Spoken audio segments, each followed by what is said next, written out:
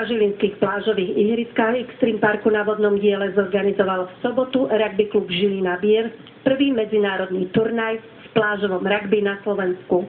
Žilinské medvede vznikli koncom roka 2011 a od roku 2012 hrajú Slovenskú ligu v rugby sedmičke. Majú 20 členov a ich priemerný vek je 25 rokov. Dali sme sa do organizovania, aby sme trochu spropagovali rugby ako takové a prihlásilo sa 6 tímov, nakoniec príde len 5 a jedným tým sa ospravedlnil.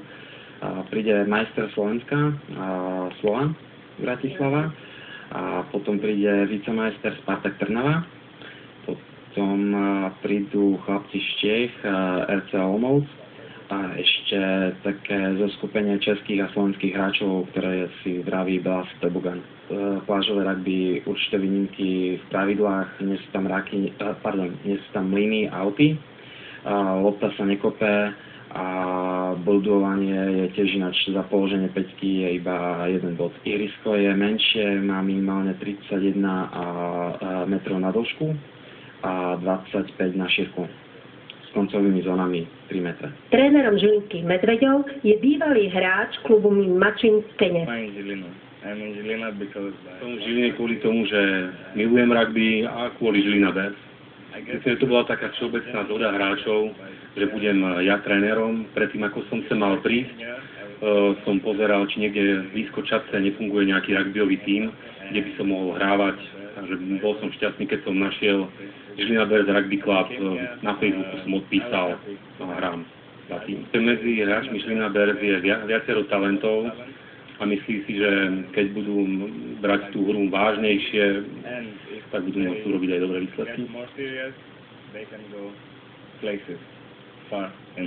Slovenskú ligu hrá 6 tímov. Na druhom mieste v minulej sezóne sa umiestnil Spartak Trnava. Náš klub skončil v slovenskej sedmičkovej lige na druhom mieste.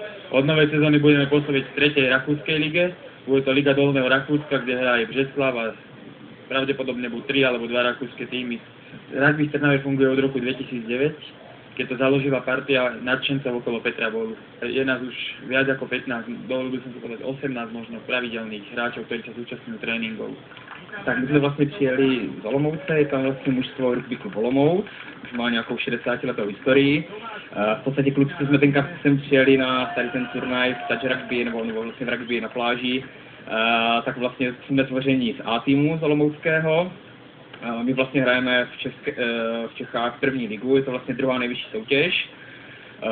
V Olomouci vlastně máme veškeré kategorie, jak od žáků, kadety, juniory, tak i muže. A v podstatě i nějak veteráni, že nějak starší páni se zapojují a taky hrají. Na Slovensku je len fakt zo pár tímov, nejakých 7, keď to dobre rátam, a všetci sme ako veľká jedna rodina. Tam sa všetci poznáme a o tom to je. Na slovenské pomery možno netradičný šport pochádzajúci z Anglicka má taktiež svoje miesto medzi mnohými inými domácimi ligami či extraligami.